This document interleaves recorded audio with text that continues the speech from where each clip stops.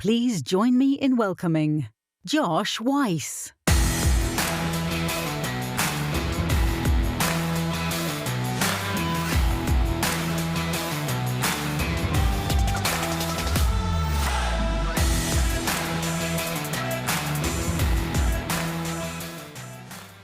Hello, everyone, and welcome.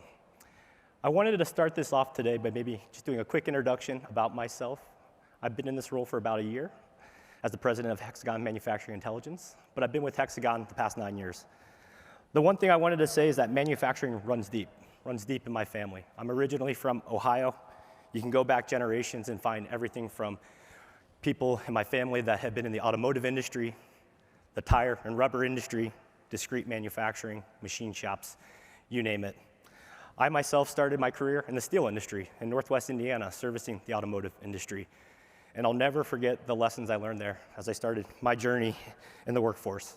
The sense of community you get in working in something like that, the sense of feeling you get with safety in an inherently dangerous industry, and the effects that has on the community, and the effects downturns have, and the effects upturns have as well. So many fantastic lessons I learned there as I started my career.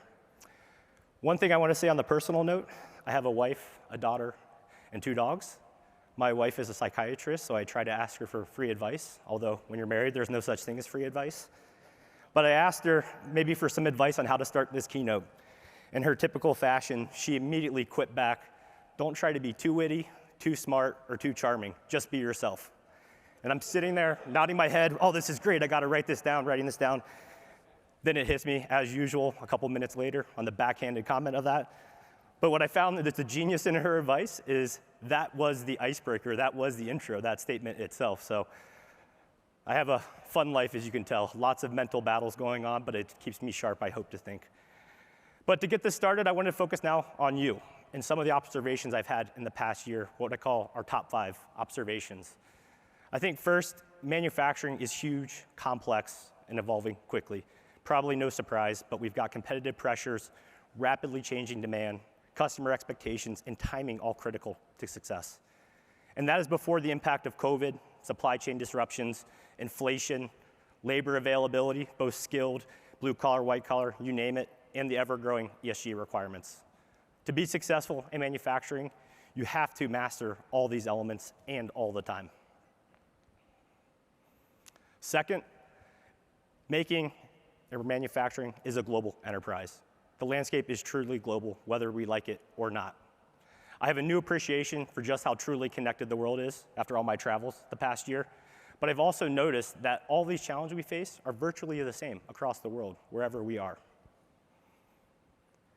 And third, despite all these challenges and complexities, at the end of the day, it's great ideas that fuel innovation. It's what drives our industry forward, and it can be in any form. Whether it's a new product, a new way of manufacturing, or a new way of interacting with our customers. Great ideas truly fuel innovation in our space. One example of innovation that is clearly having a payoff is digital adoption. We have countless statistics that we could reference here today, but one that caught my eye is we're seeing a 20% increase in labor productivity here in the US with an equal decrease in the total size of the workforce, whether it's through robotic automation, employee productivity, digital tools, or new smart manufacturing process optimization initiatives. Digital adoption is here to stay, and it's clearly paying off, and it's accelerating. And then lastly, at the end of the day, it's every one of you, what we call the makers, the people who create and make things, are optimistic. You enjoy the challenges, you thrive in problem solving and pressure, and you've done it before, and you'll do it again. And that really gives me a lot of optimism. We, the manufacturing community, are at a nexus. We have the right people, the right technology to drive progress, and the right awareness of our planet and sustainability concerns. We really need to be optimistic about the future, but let's explain this a bit further. First, let's talk about the people, specifically empowering people to do their best work. That's why at HxGN, we're committed to developing technology that gives the makers the ability to do what they do best. So let's take a look at exactly who the makers are.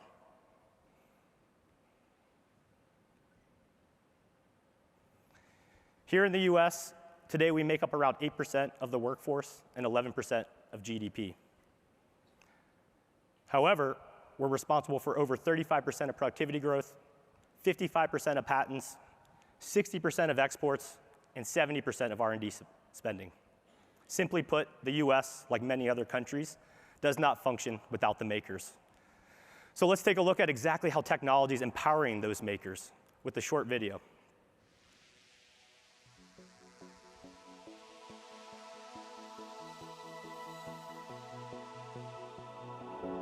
Dream the impossible. Conceive the inconceivable. Redefine what's possible. Make the unmakeable. Unlock new capabilities. Solve unseen problems. Get it right first time. Break down data silos.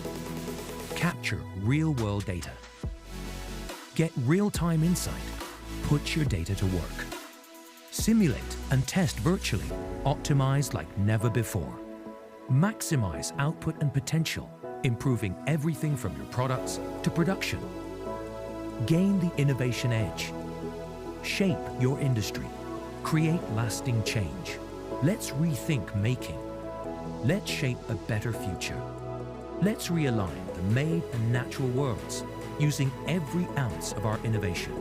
Let's create better products in new, innovative ways for people and planet. We are a partner for the makers of the world, the dreamers, the doers, the designers, the innovators. Let your ideas take flight. Let new realities take root. Redefine what's real. HxGN, empowering makers. Feel free to give that a round of applause. This is meant to be to all you all. That is the theme for this keynote here today, the essential role of the makers. And technology is key empowering our makers. If you look at it, hardware augments our physical capabilities, and software extends our vision into digital realities. But still at the core is the makers, you all. And with technology, it's about the freedom to explore and give us more options. Examples like 3D printing or additive manufacturing is a perfect example of turning this into reality. As you heard on Monday, our partner Divergent is revolutionizing traditional manufacturing through fully integrated production systems using modular concepts for complex structures. We also means they can seamlessly move across production, assembly lines, different makes, models, and so on. With that, it's really the freedom to explore, having flexibility, and empowering different options. When we can explore new ideas without constraint, we can truly unlock progress. And so let's take a look at what progress is. Progress is essentially the movement towards the future, the creation of new solutions to old problems, the development of new ideas. I'd like to introduce two customers now who are doing a fantastic job of using technology to drive progress. To hear firsthand, I'd like to bring Joel O'Connor from Johnson & Johnson on stage. As a senior director, Joel oversees quality event management and its efforts to improve quality across their products. I'm thrilled he could join us here today to discuss the transformative power that J&J is having and the focus quality has had on their business. But before I welcome Joel on stage, let's take a look at J&J.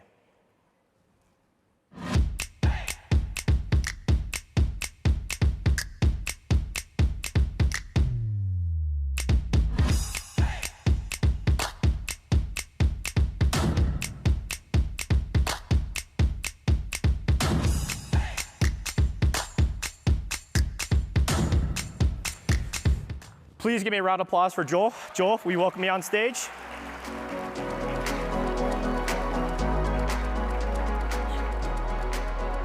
Yep.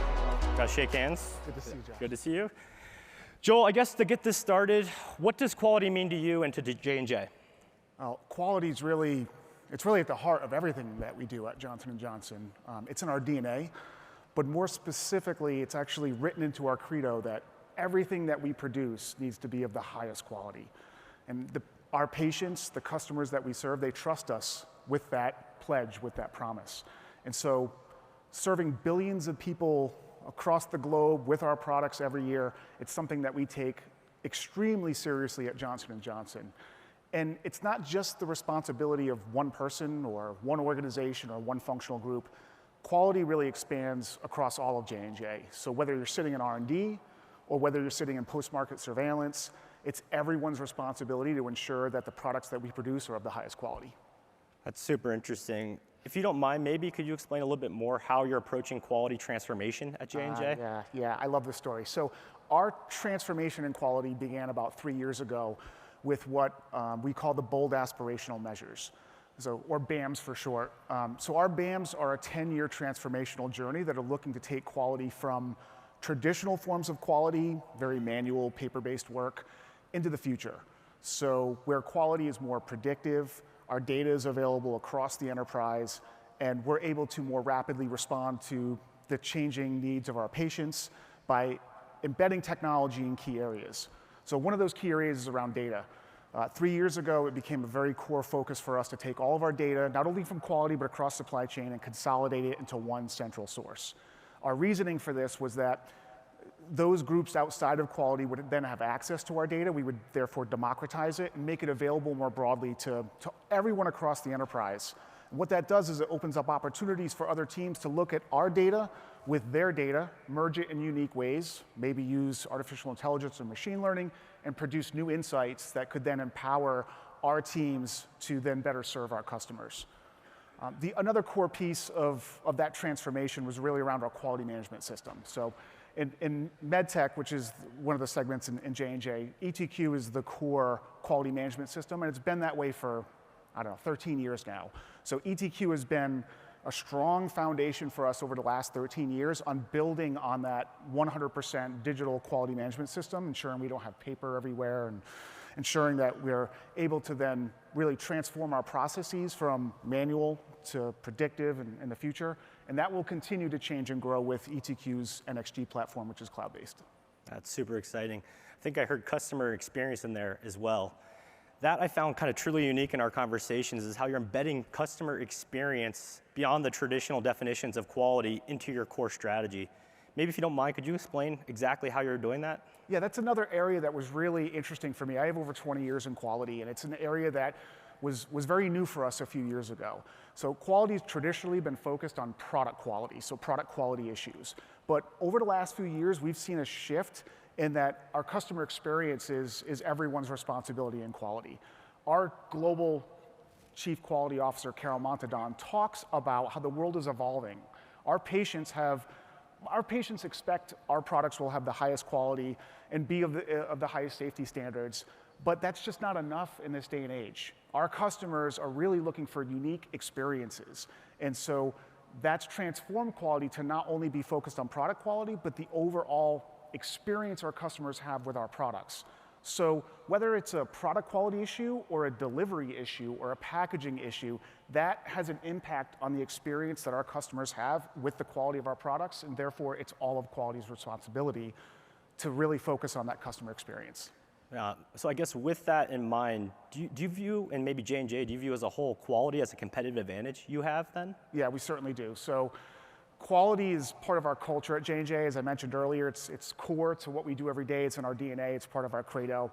It's also important to the patients that we serve. So we make it our mission to really ensure that our products are obviously of the highest quality. And as a result, our patients, our customers, they trust us to deliver on that promise. And so they see that trust, and we've earned that trust with them through our quality, and we see that reflected in our brand reputation and our ability to maintain our spot in the top 50 companies of Fortune's most admired companies list. And I would be remiss as well if I didn't talk about our talent. So I feel like because of where we stand in our high value of quality, we're able to retrain and attract some of the highest talent in the world. And so as a result, we see again and again that we're able to make Gartner's top 4 spot in 25 supply chains globally. And I feel like that's a reflection of our commitment to quality. Wow. Thank you so much, Joel, for these exciting insights. I think it's clear of what you have going on in quality at J&J. and you're advancing digital transformation towards predictive quality. I found the focus on customer experience truly unique. I do think that is how you'll get a true competitive advantage. So Joel, we'll be here to support you as always, and thank you again for joining us here on stage. Thank you again. Appreciate it.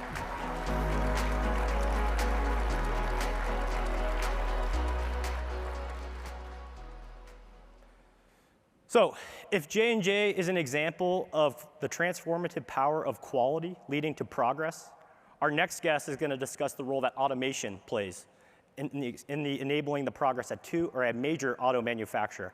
And so with that, I'm pleased to welcome Tim Romzek from General Motors and to hear some exciting developments of what General Motors is doing right now. Tim, will you please join me on stage?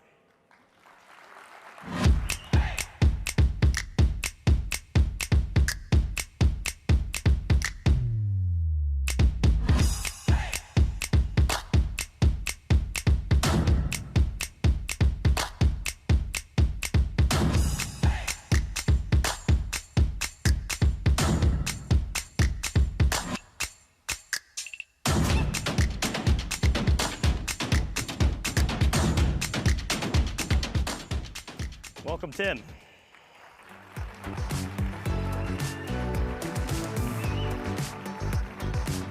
Thanks for joining us. Really excited to be here. So, I guess to get this started, the automotive industry is in a huge period of change, and disruption is happening right now. Could you maybe tell us a bit about what and how that's driving transformation at GM? Well, you know, sustainability, we've had a lot of discussion on that. And, you know, it's more than just a focus, but I think we all have a responsibility there. So at General Motors, it's interwoven into our fabric and actually throughout our entire process. So it's not just a trend, rather it's become the transformation of really who we are. So, you know, the industry is driving a significant amount of change, and in particular, less content into the vehicle. At a much more rapid pace. And so what that's driven, that momentum has created expansion into software development in the manufacturing space. So it's driven us to move faster in exploring technologies. So I have a video here that I think shows a little bit more about us. Yeah, let's take a look at it.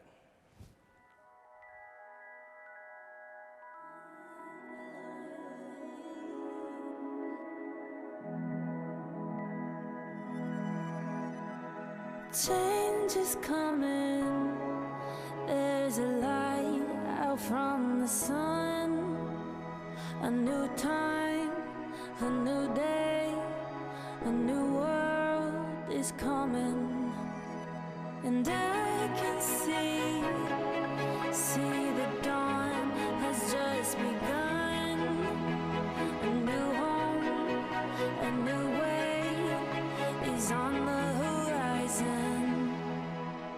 We're making the world a better place, one person at a time. Making the world a better place, one day at a time. And it starts right now.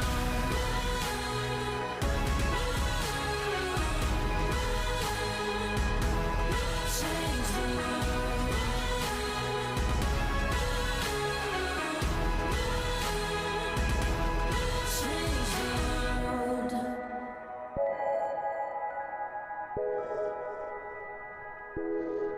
Change is blowing like the wind through the trees. The wheels are spinning and life is in motion. And I can see a light shine through the leaves. A new spark of new life is on the horizon. We're making the world a better place, one day at a time. And it starts right now. It starts right now. I find that video so powerful. I think you guys nailed the emotional aspects of customer experience right there. But getting back to some of the questions, so your roles in quality engineering, I guess what technology changes have you seen in recent years then from the quality engineering angle? Well, Josh, thanks for that. So my career has taken me through manufacturing engineering, developing assembly systems, launching body shops, then into developing strategies and planning, and into operations. So I'm currently in the quality center, but I've had the unique opportunity to oversee the entire process. The landscape has changed rapidly with respect to technology. It puts us in a great position right now. You know, a couple of years ago, automation and smart factory was really the latest buzz. But if you think about it, smart quality was really was the core of that, and we consider it like the heartbeat of the entire manufacturing process. So wrapping that into building a system around that. So, you know, several years ago, 15 years ago to be exact, we started with structured light systems, our white light scanning systems in our stamping plants. So that was a big step for us. But then the next major step in our evolution in 2019 was the introduction of our full body scanning system. It's on the floor. It provides us with a high value digital twin of the body in a fraction of time that it took with traditional methods. So it's enabled us to accelerate the time from issue creation all the way through resolution, with really accelerating that problem identification. So that technology is literally the foundation of our entire quality system.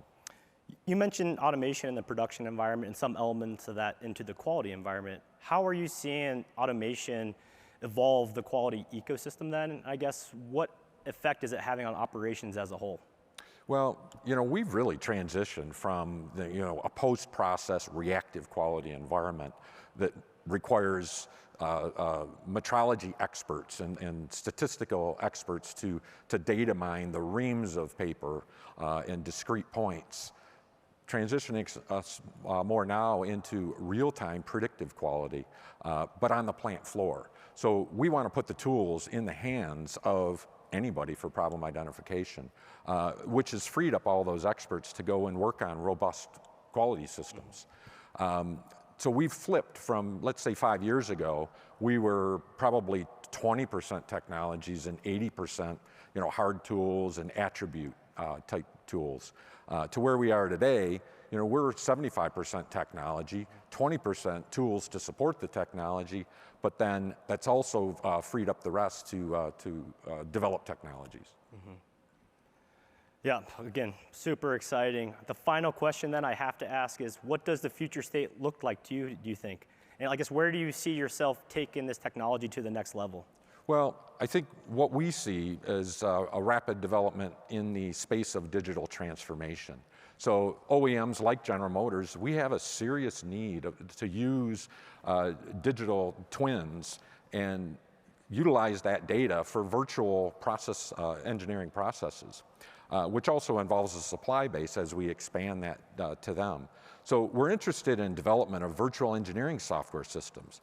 Take 3D scan data, process it from sources from all over the globe, shipped to us electronically, where we can evaluate the dimensional performance of that system and perform, build these virtual assemblies and perform dimensional analysis on it. And then expanding that into the assembly tool system, right? So from a tool validation perspective, performing virtual tool tryout, repeatability analysis, ergonomic assessments. So I think really, in terms of software and hardware, we need to focus on what we call democratizing scanning. So that 3D twin, basically putting it in the hands of people with reduced skill sets, easy setup, and basically networking the system as simple as you're connecting to your Bluetooth speaker. So I think really the focus needs to be the value add is the digital twin, not the process of getting it. Yeah, again, so exciting, the developments you have going on there. Thank you all. Thank you so much for coming here on stage. You know we're going to be here to support you, and thank you again. Thank you very much for having me. Give Tim a thank you, everyone.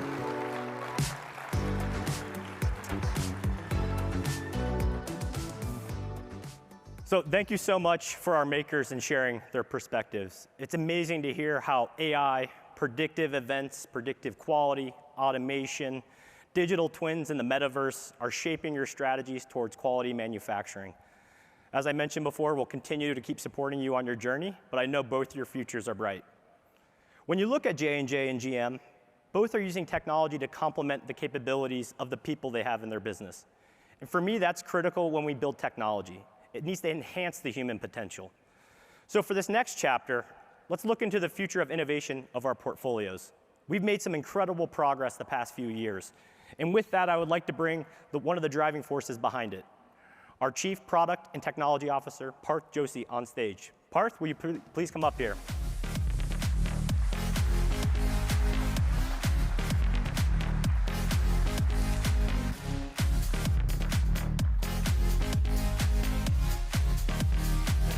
Parth, the floor is yours. Thank you. Good morning, everyone. So, super exciting videos from our customers.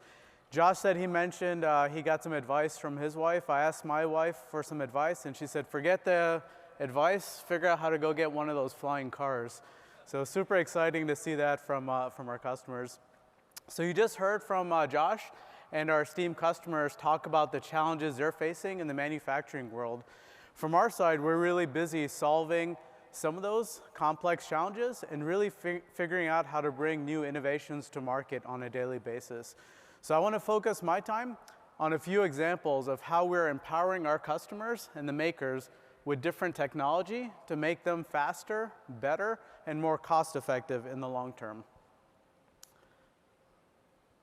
We are working hard to empower the makers on comprehensive solutions that are focused across design and engineering, production, and metrology, all to help and ensure efficiency and quality throughout the whole manufacturing process. Innovation is really in our DNA, and that's something that we really look at on a daily basis. It's across our whole portfolio and helps our customers and different manufacturers in critical areas across the process. First of all, we have our design and engineering solutions that help improve the efficiency and product design across the prototyping and design cycles. Second, we have our production solutions, which help ensure the design intent matches and maintained throughout the product lifecycle. And thirdly, in metrology and quality solutions, we really capture the real-world data for inspection and quality.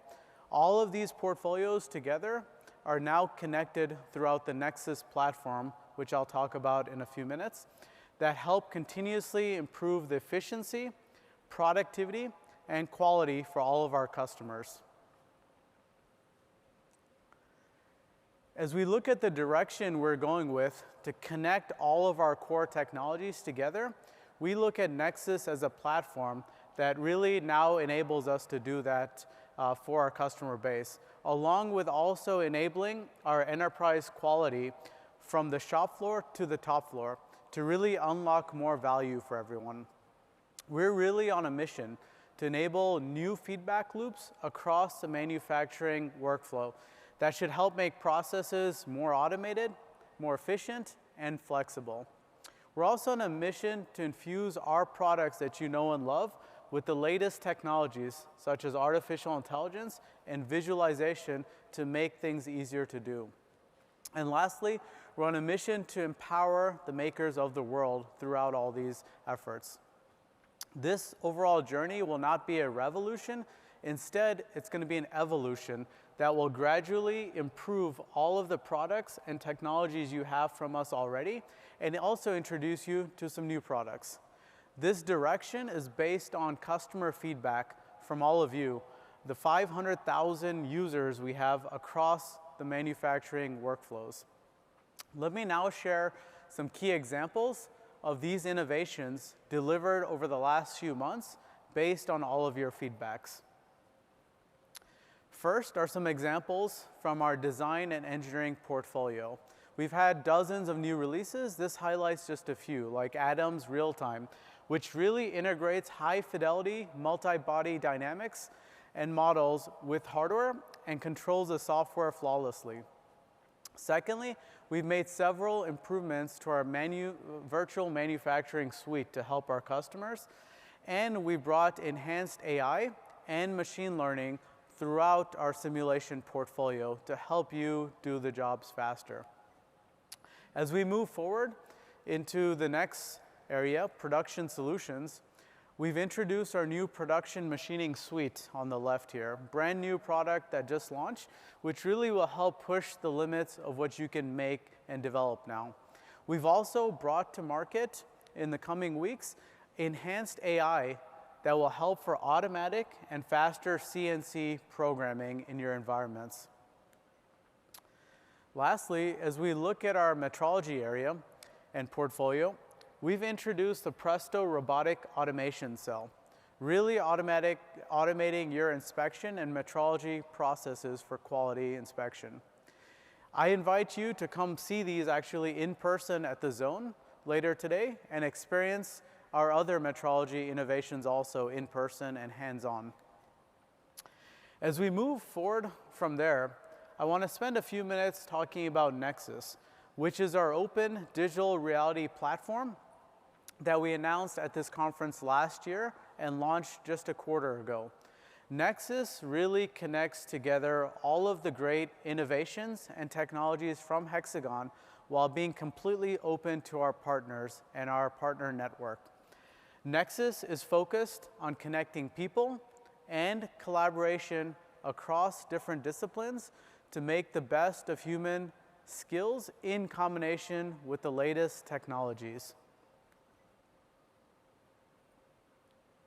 Already, Nexus includes many new features, including some of the apps that are shown here behind me, like cloud-based collaboration and reporting tools for metrology, or AI-enhanced material applications, as well as our Nexus additive manufacturing solutions, and then new features on our Nexus portal. These are just the start that we've launched in the first few months, and there are many more that are coming in the future, including some this year, which I'll cover. As we look at just what's coming out this year, you'll see many new innovations on Nexus. Look out firstly for our autonomous metrology solution that's shown here. Secondly, Nexus Compute, which will help for the automation of huge simulation workloads in the cloud, which is one of the #1 requests we get from our customers. Next, we have full solutions that tie together multiple applications for the sheet metal assembly workloads and workflows, and also for plastic injection molding. We also have many new features coming on the portal, and also a new metrology asset management application that will launch in the coming few weeks. In addition to these, we have 2 new launch announcements that we want to make today. The first one is the launch of Nexus for developers, something we're truly excited about. This will extend the powerful Nexus platform capabilities to our third-party partners, our system integrators, and really empowering our customers. With that, I would like to introduce the Nexus for developers with a short video. Introducing Nexus for developers. Open to system integrators, technology vendors, and developers to build new connected apps and solutions on Nexus. Access a rich set of APIs, documentations, tutorials, sample applications, and e-learning to accelerate your development. Leverage Nexus platform capabilities to combine the power of HxGN's product portfolio with your own existing technologies and any third-party products to create powerful workflows and solutions. Combine workflows to build solutions for entire smart factories. On the fast-growing Nexus ecosystem of partners and system integrators, we are pleased to welcome Altium as our first technology partner leveraging Nexus for developers to build solutions for the electronics industry. Register for the Nexus for Developers Early Access program today. So really exciting launch for us on Nexus to open our capabilities up to partners, and a really good shout out to Altium for being the first to pilot that and help us come up with a new solution to target the electronics industry. The second big launch we have to announce today is an exciting launch of the Nexus 3D Whiteboard.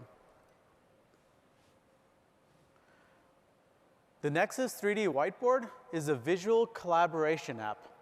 It's going to help allow stakeholders to perform live and interactive reviews in full 3D with easy-to-use collaboration tools. This app will help simplify the whole design review process across global and multidiscipline teams. Today, we're really excited to announce the launch of the industry's first collaboration app for engineering on Microsoft Teams. You can soon add 3D collaboration to any live Teams meeting where users can co-view and co-edit content in a multiplayer environment. Supercharge your engineering collaboration using the Nexus 3D Whiteboard app. This is truly exciting for us. Come visit us in the zone and we can show more details on it. And as always, sign up for a free account on nexus.hexagon.com.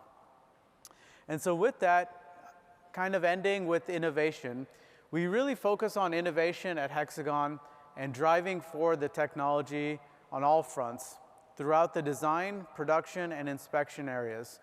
Nexus brings all this together to create autonomous solutions, but more importantly, brings people back to the center of manufacturing. We're building a future in the industrial metaverse, where humans will collaborate seamlessly with each other, but also with autonomous systems powered by artificial intelligence. So thank you for listening, and I'll now hand it back to Josh.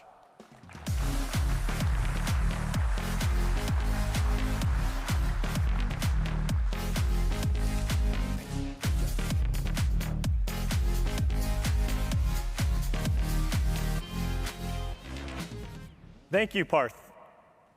Now, what do we get when we unlock all this innovation with our makers in their ever-going journey towards making progress? The last chapter here is about the planet. You get a manufacturing environment that embraces and embeds sustainability, the critical final piece in their quest for excellence. But we can and must do more to improve our manufacturing cycle, as we've referenced it here. If you look here, you can see the production and cycles and the consumption cycles are quickly interchanged.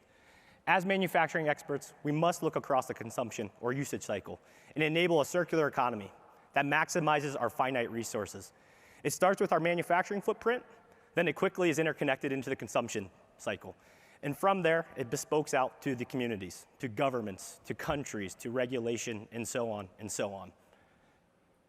But it also starts with a zero waste mindset at design, one that identifies ways to create products with less energy use at the time of production, but also through disassembly, capturing value from components through parts and waste, and so on. I've heard lots of examples this week around the art of the possible, so I'll give it my own as well. If we can increase recycling of commercial waste from 20 to 25%, which is where it's at today, to 80%, we can reduce 40 to 50 billion tons of CO2 emissions per year. The opportunity is massive. This is how we can use smart manufacturing to address sustainability today, how we can manufacture new products in new ways that increase efficiency and quality, and how our makers can leverage technology to enable optimism. And it's right here, right now. In short, we have all the pieces of the puzzle. We're at the perfect intersection of capabilities, vision, and purpose. We have the freedom to be creative, agile, and innovative in both the digital and real worlds. We have the creativity to imagine a better world and the skills to make this come to fruition.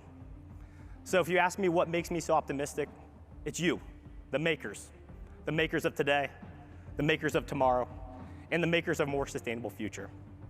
With that, thank you all for the time here today, and I wish you all the best. Thank you.